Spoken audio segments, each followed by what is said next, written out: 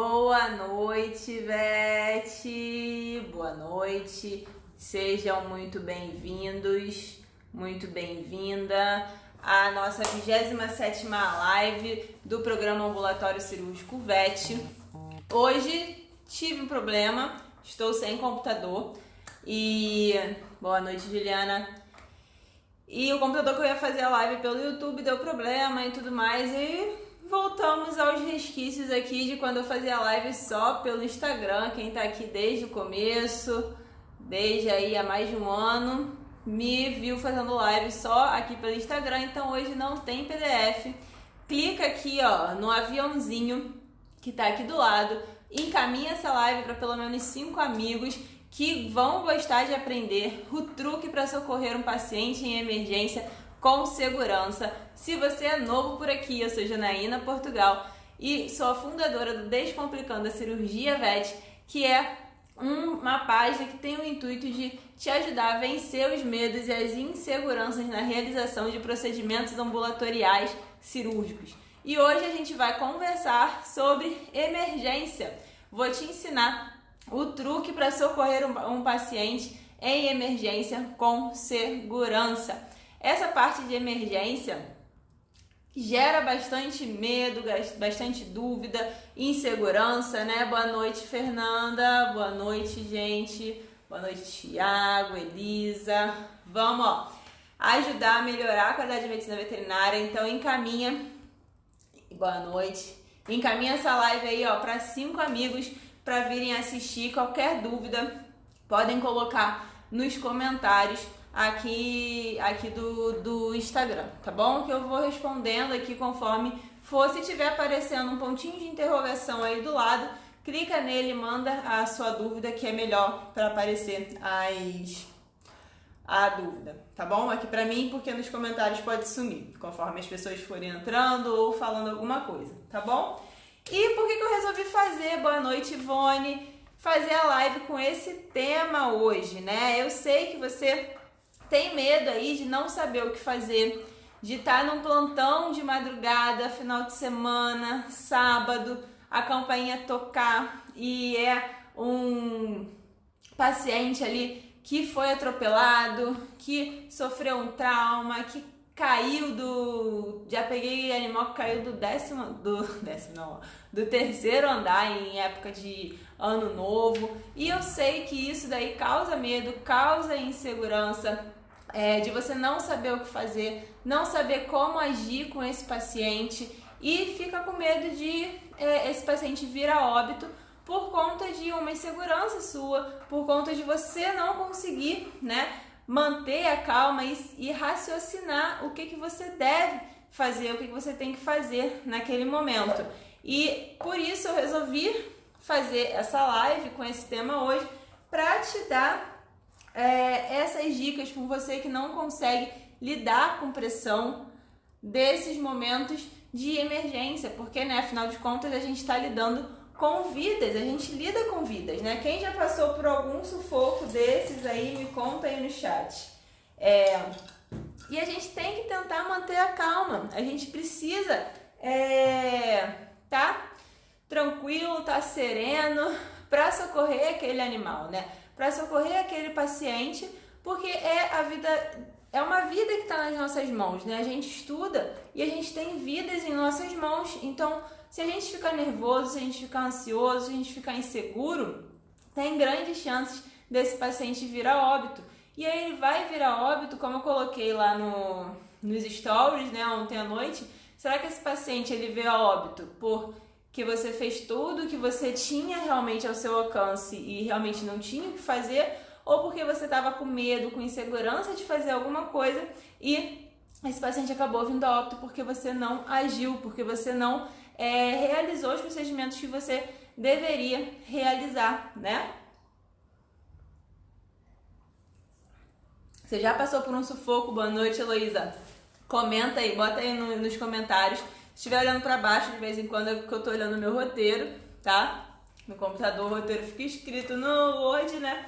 Aqui não.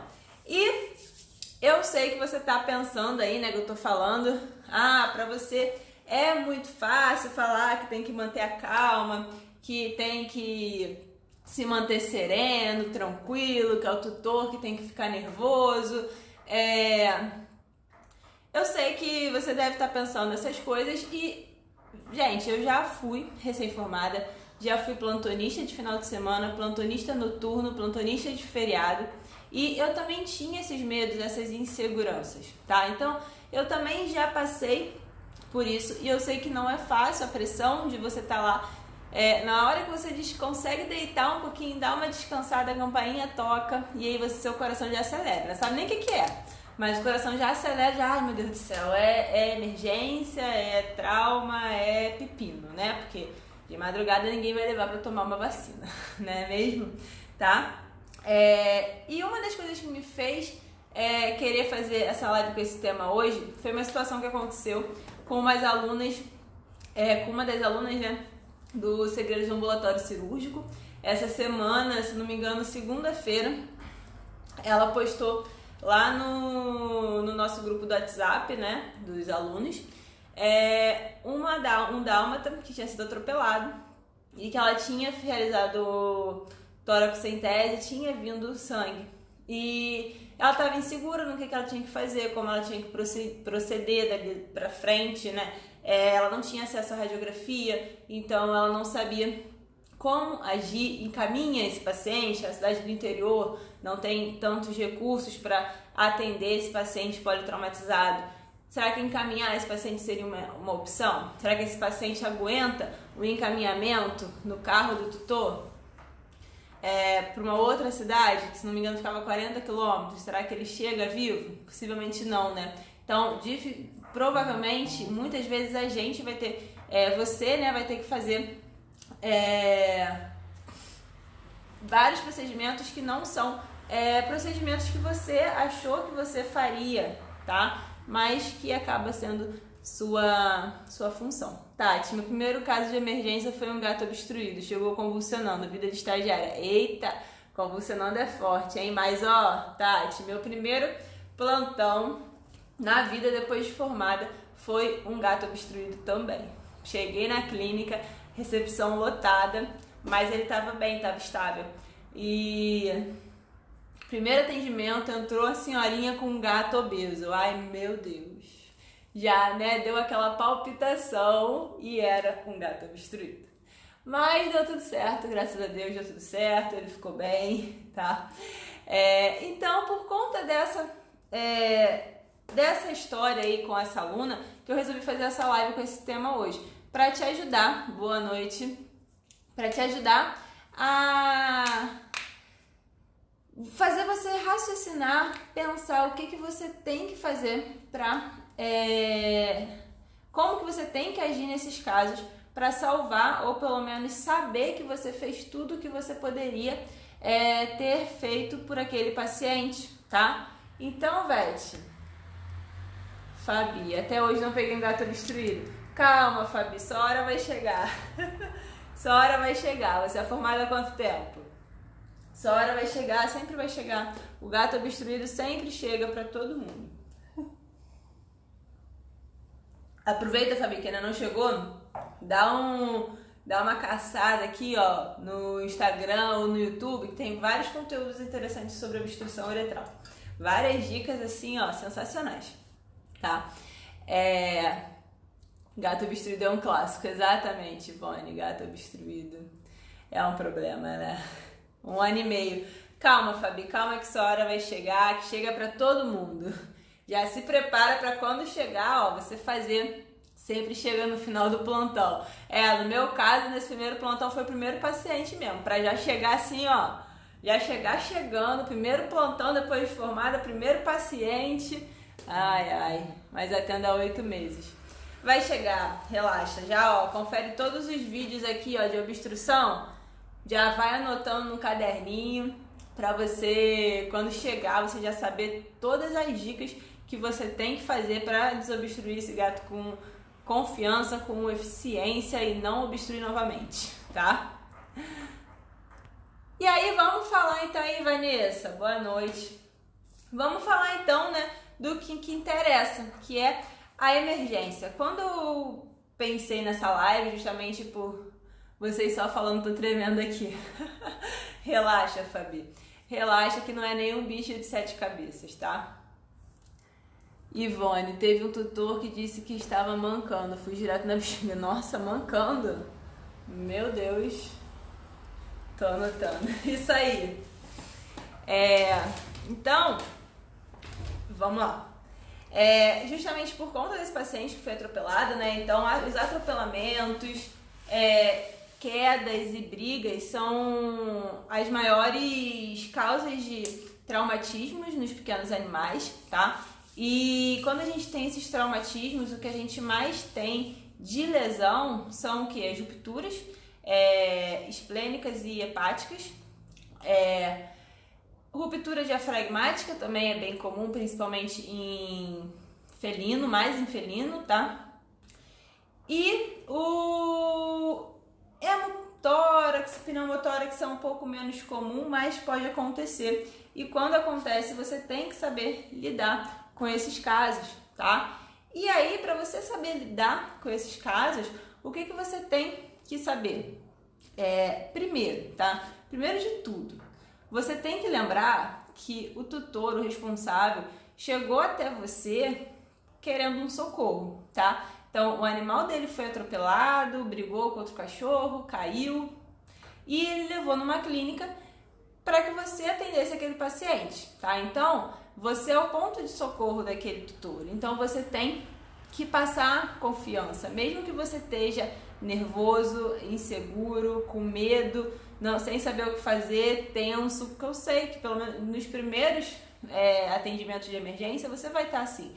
Depois de um tempo você já vai pegar a manha e já vai, fazer as coisas rápido, mais meio que instantâneo, sem pensar muito, tá? Mas no começo eu sei que é mais difícil, você fica ali preocupado, ai meu Deus, será que eu tô fazendo certo? Será que é isso mesmo? Ai, eu não sei o que eu fiz aqui. Eu sei, isso é normal, acontece com todo mundo, já aconteceu comigo também, tá? Então, primeira coisa que você tem que fazer é manter a calma, tá? Ah, Janaína, falar é fácil, eu sei. Mas o que você faz? Viu que é emergência? Antes de ir atender, fazer qualquer coisa, falar com o tutor, dá uma respirada, espera um pouquinho antes de entrar no consultório, respira fundo, faz uma meditação e depois você vai atender aquele tutor, tá? Porque você não pode estar mais nervoso do que o responsável por aquele animal. Quem tem que estar nervoso, quem tem o direito de estar nervoso é o responsável, é o tutor, é o dono daquele cachorro, tá? Ou daquele gato, enfim. E não você. Você tem que passar uma confiança, uma segurança como alguém que vai ajudar ele. Ele está buscando ajuda, ele está buscando apoio para o animal dele, tá? Então, o primeiro passo é você tentar manter a calma, tá? Tentar se manter tranquilo, sereno, para que você consiga raciocinar e fazer as coisas que tem que serem feitas, tá? De forma certa, de forma correta, de forma segura, tá bom? E como é que você vai atender esse paciente? Esse é um assunto que eu gosto bastante, né? E aí, dentro das emergências, a gente tem diversos tipos de emergências. Tem as emergências dessa questão de politraumatizado, né? De atropelamento, queda, briga, etc. Tem as emergências oftálmicas que podem acontecer e muitas coisas você pode e deve fazer no seu consultório. Eu não vou falar dessa parte hoje, porque eu vou conversar amanhã com o professor Sérgio Santalúcia, que é cirurgião e é oftalmologista, e a gente vai abordar essa parte aí da emergência oftalmológica, do que você, clínico, plantonista, tem que saber fazer para ajudar aquele paciente a salvar aquele olho, tá? E não esperar que ele vá ser consultado pelo oftalmologista, sendo que ele está ali num atendimento de emergência, tá bom? E aí a gente tem também as emergências torácicas, as emergências mais clínicas, né, como a dilatação vulvogástrica, uma piometra, que pode ser uma emergência, pode ser urgência, tá? Mas pensando aqui nos casos mais extremos, nos casos de emergências do politraumatizado, de atropelamento, briga, queda, o que você tem que pensar, tá? Quem aqui já ouviu, quem aqui conhece sobre o ABC do trauma, tá? Cardíacas, isso aí. Mas aí entra na parte clínica, né? Não entra na parte cirúrgica. tá? Então, pensando na parte cirúrgica, na parte ambulatorial cirúrgica, a parte de atropelamento, de quedas, brigas, englobam muito o ambulatório cirúrgico. Por quê? Porque faz com que você necessite fazer diversos procedimentos que alguns são cirúrgicos, mas devem ser de competência de todo clínico, como, por exemplo, a toracocentese, o dreno torácico. Sim, você pode precisar passar o dreno torácico, tá? Como, por exemplo, esse caso da aluna dessa semana, ela drenou e eu orientei ela, ó, drena, ABC do trauma é tudo pra mim, isso daí. Drena esse tórax com a toracocentese. Se você não conseguir restabelecer a pressão negativa, você tem que colocar um dreno, tá? E é você que tem que colocar o dreno, você não tem cirurgião à sua disposição, só numa cidade pequena. Você tem que colocar um dreno, por quê? Porque aquele líquido ou aquele ar, aquele sangue, que no caso dela foi sangue, que ela estava funcionando, está ocupando o espaço que o pulmão tem para expandir. Então, ele não está oxigenando da maneira adequada. Então, se você não conseguir restabelecer a pressão negativa com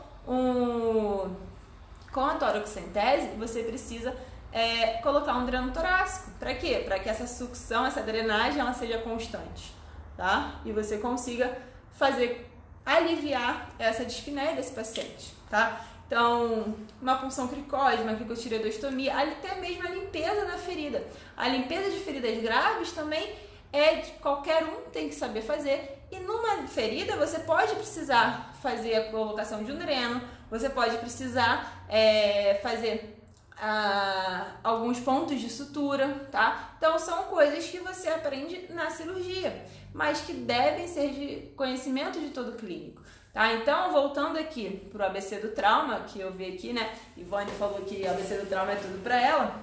O que a gente tem?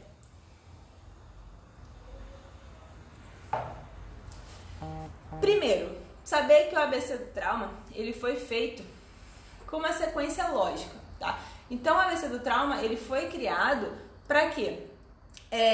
Para que o atendimento de um paciente politraumatizado acontecesse de acordo com uma cronologia, com uma sequência que abordasse do que mata mais rápido aquele paciente para o que pode esperar, tá? E normalmente o que pode esperar é o que te chama a atenção primeiro e é o que você tende a já ir olhar de uma vez, tá? Então são aquelas feridas graves, aquelas lesões com exposição óssea, com tecido necrosado, aquela proptose ocular, são essas fraturas, tá? São essas lesões externas que te chamam mais atenção e o teu cérebro tende a querer mexer naquilo primeiro. Só que o animal ele pode muito bem viver sem uma pata, sem um olho, com uma ferida ali meio bizarra, tá? Mas ele não pode viver o quê? Se você não seguir o ABC do trauma. E esse ABC do trauma, ele segue essa sequência.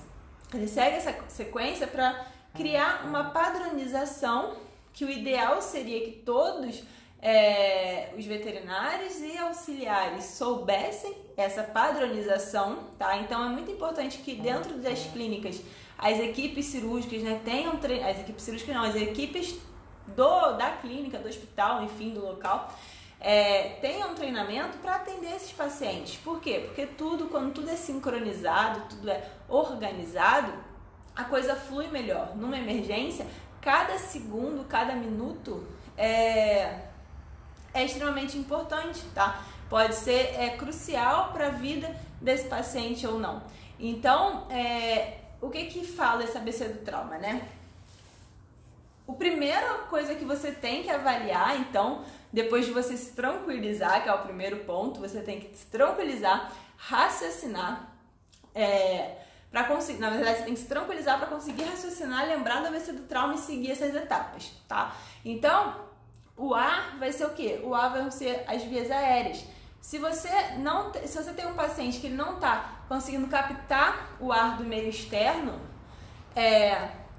ele não está carregando oxigênio para os principais órgãos, então não está chegando oxigênio em coração, em cérebro. Então você tem um paciente que ele vai vir a óbito primeiro se você tem um paciente ali com uma obstrução das vias aéreas superiores, por exemplo, tá? Então a primeira coisa que você tem que fazer num paciente politraumatizado é colocar ele no oxigênio, tá? Tanto ele dispineico ou não, bota no oxigênio, bota ali uma mascarazinha de oxigênio, enfim, para fornecer oxigênio para esse paciente.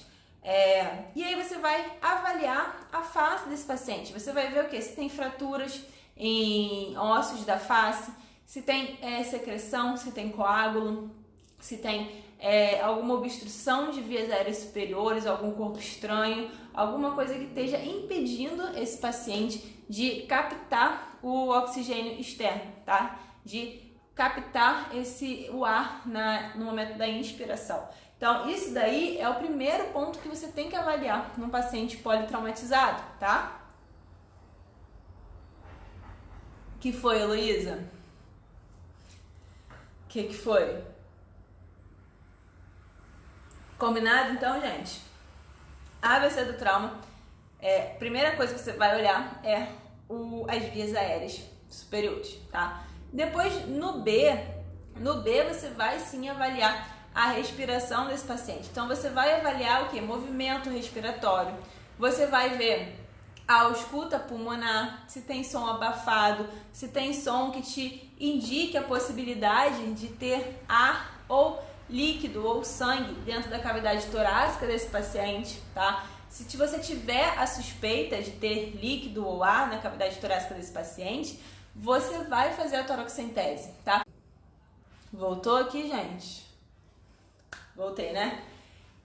Então, se você tem a suspeita de ter ar ou líquido no tórax desse paciente, você vai fazer a toracocentese, tá? E você não vai esperar pelo cirurgião para fazer essa toracocentese e nem pelo profissional de ultrassom, tá? Teve uma vez, num plantão, quando eu era recém-formada também, que chegou uma paciente, uma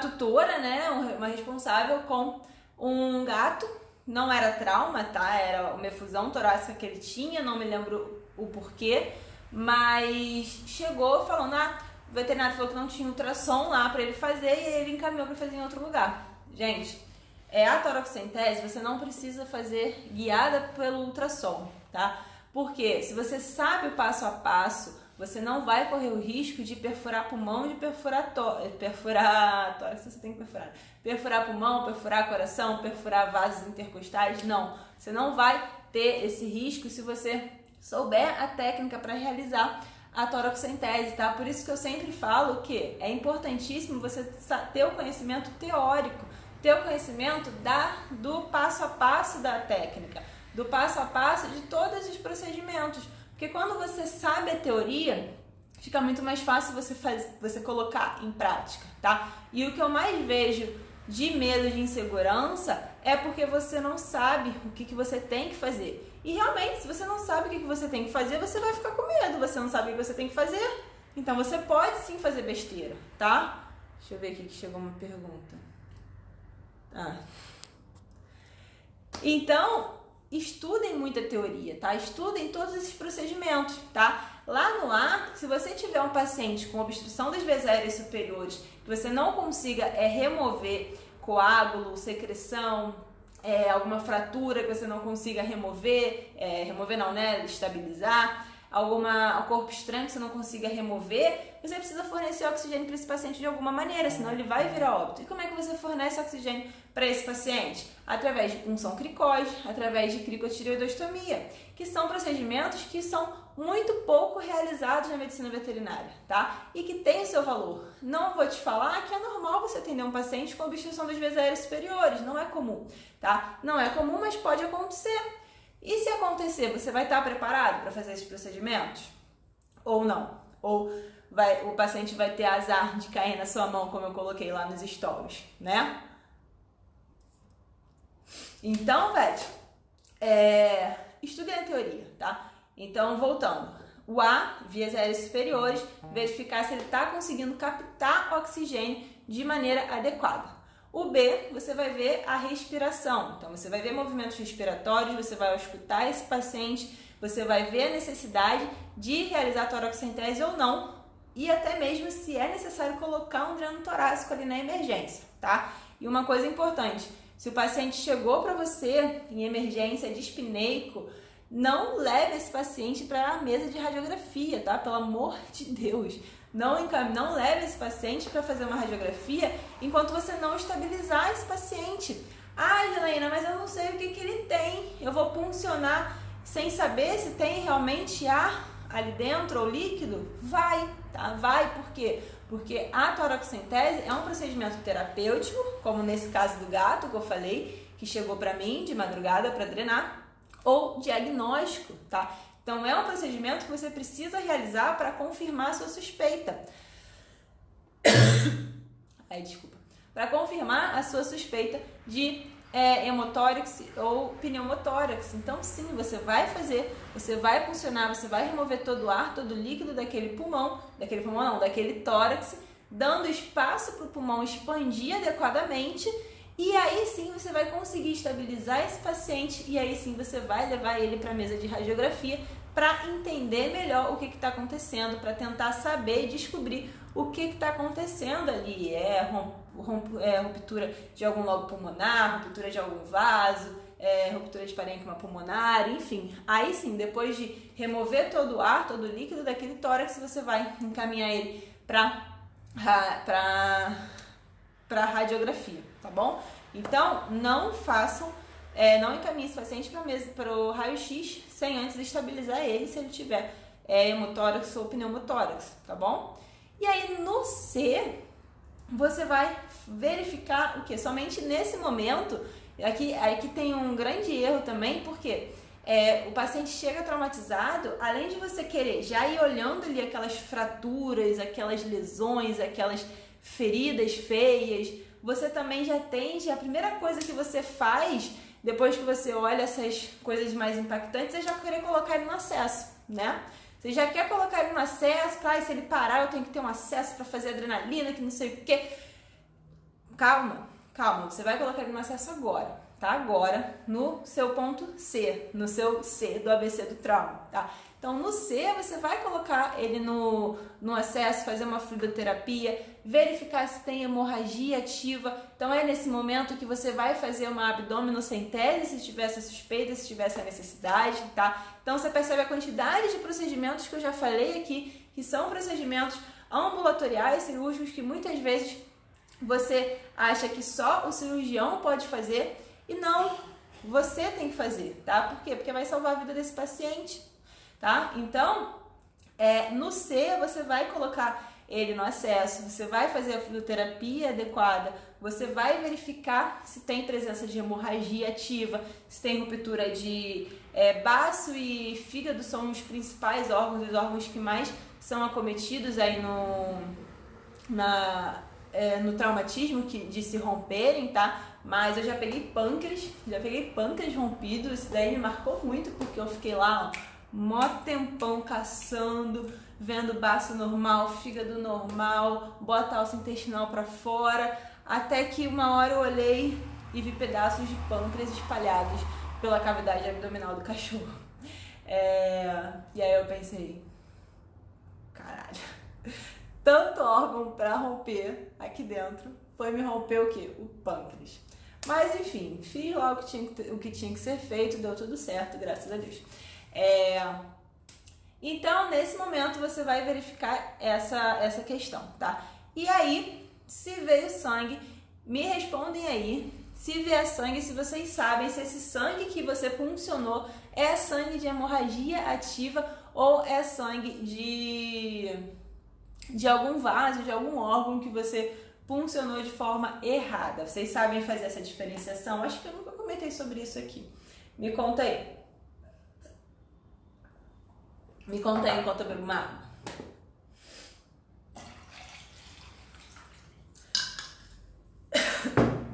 Fala aí, galera. Como é que é, então? Me conta aí, Ivone, Vanessa. Estão falando que sabe como é que é. Como é que diferencia se é sangue de hemorragia ou se é sangue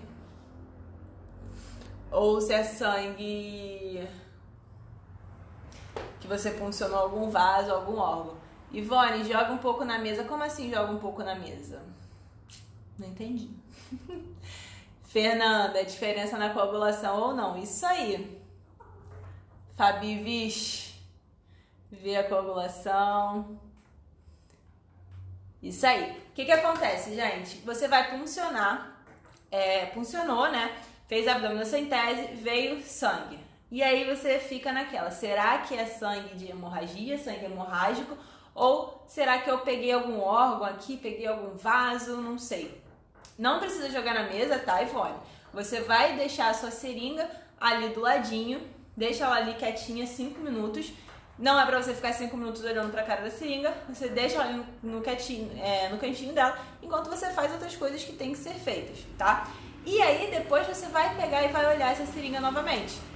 Se coagular, é porque é um sangue que você puncionou algum órgão ou algum vaso, tá? Não é sangue hemorrágico. Se não coagular, é porque é um sangue hemorrágico. É um sangue de algum órgão que rompeu e tá ali na cavidade abdominal. Por quê? Por que eu te afirmo isso? O sangue, o líquido abdominal, o líquido peritoneal, ele tem fatores anticoagulantes. Então, quando o vaso ou o órgão se rompe e esse sangue ele cai na cavidade abdominal, o líquido peritoneal, ele inibe ali, tem fatores que inibem o processo de coagulação. Então, é um sangue que não vai coagular quando é um sangue de hemorragia, tá? Além disso, tem todos os outros fatores de inibição plaquetária, que acontece também quando o sangue sai do vaso. Então, o sangue hemorrágico, o sangue de hemorragia, ele não coagula, tá, Thiago? O peritônio tem fatores que inibem a coagulação. Isso daí, Thiago, tá? Então, a gente tem fatores anticoagulantes que estão no líquido peritoneal que impedem a coagulação, tá bom? E que tem uma pergunta aqui. Ué, sumiu aqui. Tinha uma pergunta aqui. Alguém perguntou aqui se foi hemorragia, né? Alguém tinha perguntado. Se tiver, e aí você veio, deixou a seringa, olhou, não coagulou. Não coagulou, é sangue hemorrágico, tá? Nesse momento, você tem que ligar pro cirurgião e falar, ó, tô com hemoperitônio aqui, tô com hemoabdômen, cirurgia de emergência, tá? É cirurgia de emergência. Não adianta você fazer transamin, porque você tem um vaso, você tem um órgão rompido, babando, jorrando sangue para dentro da cavidade abdominal, tá? O transamin não vai fazer esse vaso parar, você precisa conter esse sangramento. Transfusão pré-operatória também não funciona, porque você tem um órgão, um vaso rompido, você vai fazer uma transfusão pré-operatória, todo de sangue que você tá colocando dentro do paciente tá indo embora, tá? Tá indo embora daquele vaso rompido. Então, o momento de fazer a transfusão é no transoperatório, quando você já identificou o que está sangrando, já tirou o baço, se for o baço, tirou o lobo hepático, enfim, conteve a hemorragia, ou no pós-operatório imediato, tá? Normalmente eu gosto de começar essa transfusão ali no transoperatório mesmo, quando eu contive a hemorragia. E aí eu já começo essa transfusão e essa transfusão continua aí no pós-operatório, tá? Cris Leme, mesmo animal com hemorragia intensa, não preciso intervir nela antes? Como assim? Como assim, Cris? Como assim, Cris? Se tem hemorragia, você vai encaminhar para cirurgia, tá? Não tem o que fazer. Travou aí, gente? Travou ou tá tranquilo? Se você tem uma hemorragia, você não tem o que fazer clinicamente, tá? Você pode tentar estabilizar a pressão. Falam sobre a bandagem, o empacotamento abdominal, né, a bandagem compressiva, mas eu sinceramente não vejo muito efeito. Normal, show. Porque eu acho que vai te dar muito trabalho para fazer o empacotamento.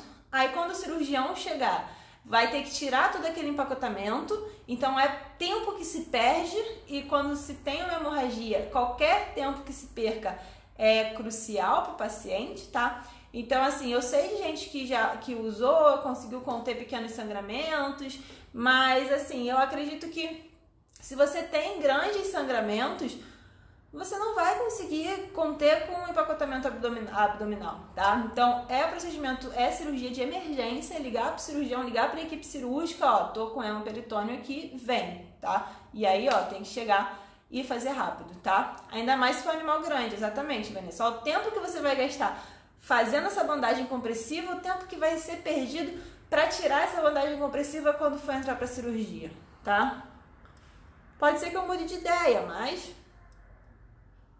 algum vaso visível rompido. Não, se for, por exemplo, aí Cris, a gente entra mais ou menos no... Porque assim, o ABC do trauma é uma sequência, mas algumas coisas elas, né, se complementam, né? E parece ser uma coisa que vai demorar aí horas para você fazer, mas não.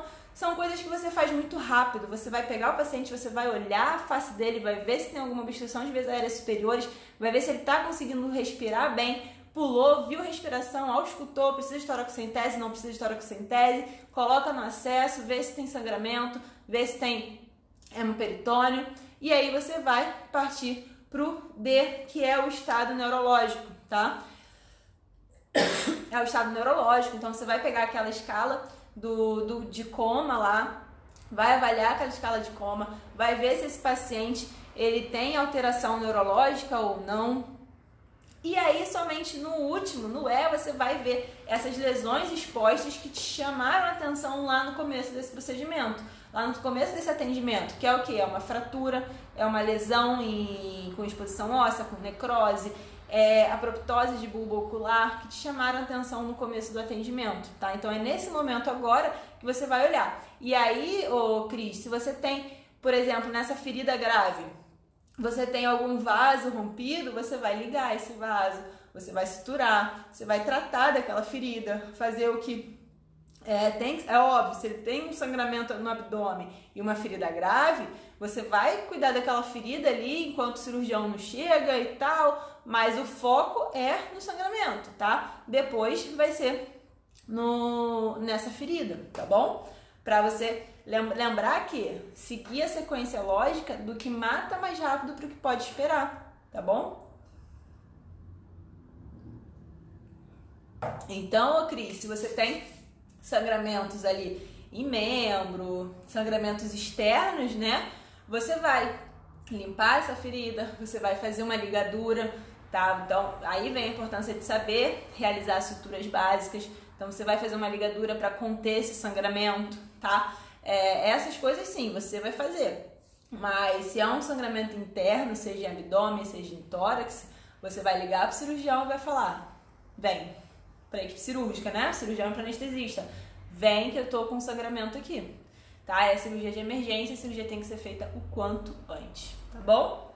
Então, Beth, você consegue ver a quantidade de procedimentos que envolvem o ABC do trauma? A quantidade de procedimentos que você pode precisar realizar nesse paciente, e são todos procedimentos que você, como clínico, tem medo, tem insegurança de realizar porque você não foi treinado para isso. Porque lá na faculdade não te falaram que quando você fosse atuar, você ia precisar saber esses procedimentos, tá? Você aprendeu esses procedimentos lá na disciplina de técnicas cirúrgicas e de patologia clínica cirúrgica. Então, para você, precisa disso não. É o cirurgião que vai fazer isso daí. Quero aprender isso não gosto de cirurgia. Mas num atendimento de emergência, aqui é só um exemplo, tá? Tem diversos outros exemplos. Mas aqui é só um exemplo da quantidade de procedimentos que você tem que saber realizar para salvar a vida do seu paciente, ou pelo menos saber que você fez tudo que você deveria, tudo que estava ao seu alcance, né, para você conseguir pelo menos tentar salvar a vida desse paciente, tá? Então a gente falou aí o quê? De punção cricoide, cricotireoidostomia, toracocentese, dreno torácico, abdominocentese, o tratamento de feridas, tá? A redução de proptose do bulbo ocular também entra, tá? Mas daí a gente vai conversar amanhã. Então, são diversos procedimentos que são cirúrgicos, mas você tem que saber fazer. Vanessa, tem alguma região do abdômen que você indica mais para fazer a punção? Vanessa, me fala aí onde você aprendeu. Você aprendeu que a punção tinha que ser aonde? Em qual região? Tiago, essas abordagens muitos não sabem, mas você já faz ali no consultório com o proprietário ou com os auxiliares e pede para o tutor aguardar lá fora, até mesmo para se tranquilizar. Tiago, sempre, qualquer procedimento que eu for fazer, tá? Principalmente na emergência, mas tanto na emergência quanto numa desobstrução uretral, seja no tratamento de uma ferida, redução de prolapso de reto, qualquer procedimento que eu vou fazer, eu nunca faço com o tutor na sala, tá? Por quê? A gente precisa do paciente sedado, a gente precisa fazer procedimentos que a gente sabe que tem os tutores, a maioria não gosta de gastar dinheiro com o veterinário, né? E eu já vi casos chegou pra mim, tá? Um gatinho que estava obstruído, a veterinária tinha feito, se não me engano, 2 vezes ou 3 vezes a desobstrução desse gato na frente do tutor. O tutor viu que era um protetor, tentou reproduzir esse procedimento em casa com uma agulha. Resultado, eu precisei fazer penectomia nesse gato e quando eu estava fazendo a penectomia nesse gato, eu vi uma ruptura na uretra desse gato, tá? Na uretra peniana desse gato. Então, o tutor tentou fazer em casa com uma agulha, porque ele viu a veterinária fazendo e ele achou que sabia fazer, então ele não precisava levar no veterinário de novo, tá? Então, esse é um dos motivos que eu não faço nada perto dos tutores, eu sempre peço para sair e fico só com o auxiliar ou com o estagiário, com quem tiver ali para me ajudar, tá? Outro ponto, intercorrências acontecem, tá? Intercorrências acontecem e quando o tutor tá na sala, se acontecer alguma intercorrência, tanto o tutor vai ficar nervoso quanto você vai ficar nervoso e o tutor vai ficar nervoso, vai te deixar mais nervoso ainda do que você já tá e aí você não vai conseguir agir e isso daí vira um ciclo e acaba que o paciente acaba pagando por conta disso, tá bom? E principalmente no caso de emergência, porque o tutor já chega, o responsável já chega muito nervoso e ele fica ali falando um monte de coisa, chorando e tenso e querendo saber, ai meu Deus, o meu cachorro vai morrer, meu gato vai morrer, não sei o quê. E isso atrapalha, tá? Então, pede pro tutor sair, só pergunta o que aconteceu. Não é também uma anamnese de saber qual ração come, qual vacina tomou, quando foi a última vermifugação. Não, é o que aconteceu. Foi atropelado, caiu do quinto andar, brigou com outro cachorro, sei lá. O que aconteceu só pra você ter um direcionamento, tá? Pede pra sair, fica com o auxiliar, com o estagiário, com quem tiver à disposição, tá? E terceiro ponto, o tutor na sala te deixa mais nervoso, principalmente se você não tem experiência, tá? Principalmente se você não tem prática. Se você deixar o tutor na sala, você vai ficar mais nervoso, tá? Vanessa, aprendi na região mesogástrica, próximo da linha alba. Tá, mais ou menos isso, tá? O que acontece? A gente aprende, pelo menos eu aprendi na faculdade, né? Que o local correto para realizar a abdominocentese era na cicatriz umbilical, certo? Na cicatriz umbilical. Mas o que acontece? E muita gente faz até hoje na cicatriz umbilical. Mas o que acontece? Na cicatriz umbilical, o que a gente tem? A gente tem o ligamento falciforme, tá? E quando a gente faz a abdominocentese na cicatriz umbilical, tem grandes chances de dar falso negativo. Por quê? Porque quando você introduz e você punciona, o ligamento falciforme, ele oblitera o bisel da sua agulha, tá? Então, não vai vir nada, mas não significa que não tem nada. Significa que você puncionou o ligamento falciforme, tá? Então, a cicatriz umbilical tá errado. E aonde que é o local correto? Ô, Vanessa, você divide, né, esse abdômen, tem a região epigástrica, hipogástrica, mesogástrica, e você vai realizar essa abdominocentese em 4 pontos, tá? Você tem a cicatriz umbilical, você afasta ele cerca de 2 centímetros da cicatriz umbilical e você faz ao redor dela, tá? 2 pontos aqui em cima, na região mesogástrica, na região hipogástrica, não, na região epigástrica, e na região mesogástrica, 2 pontos, tá? Então, cicatriz umbilical, afasta 2 centímetros da cicatriz umbilical e aí você vem aqui, ó, quadrante direito, quadrante esquerdo, quadrante direito, quadrante esquerdo, região epigástrica e região mesogástrica, tá? Deu pra entender, Vanessa? Que aí você foge do ligamento falciforme e você funciona em 4 locais diferentes, tá? 4 locais diferentes, porque pode ser que você funcione em um local, não veio nada, mas você funciona no outro e vem sangue ou vem urina, por exemplo, tá bom? Entendido, Vanessa?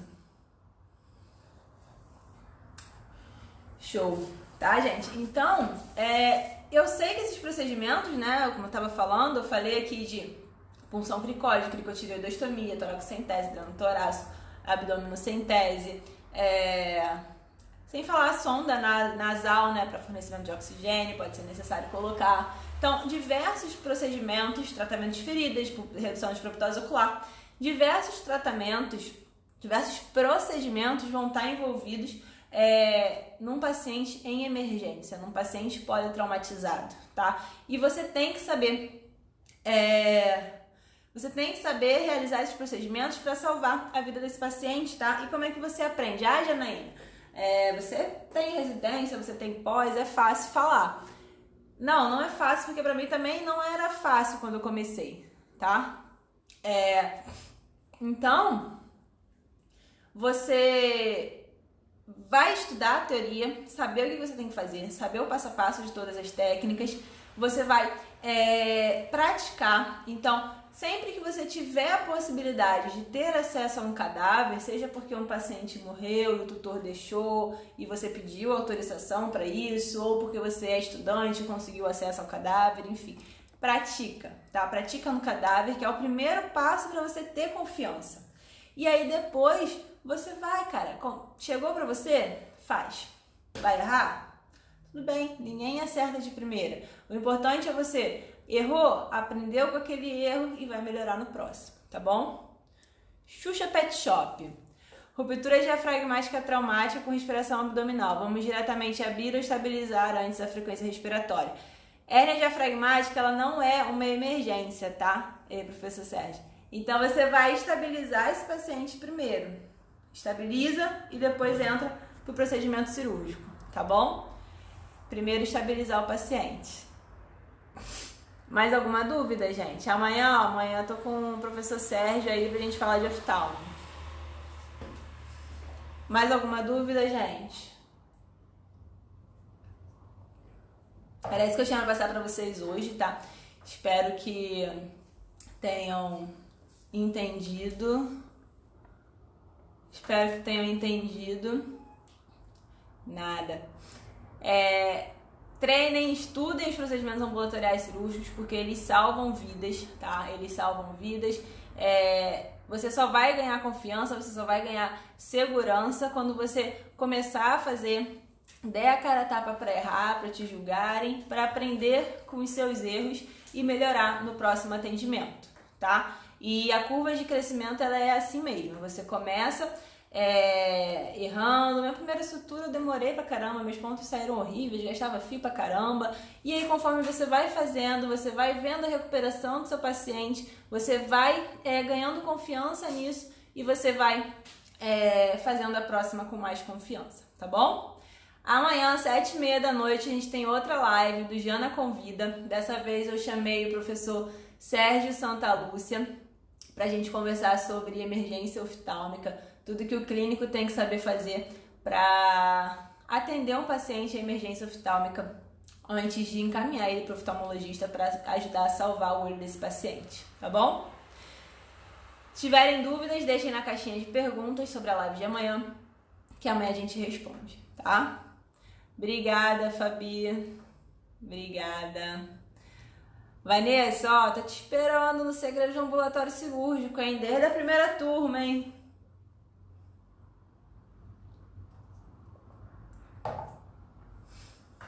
Show, gente. Amanhã, então. Até amanhã. Espero vocês aqui amanhã. Amanhã vai ser 7h30 da noite, tá bom? Beijos.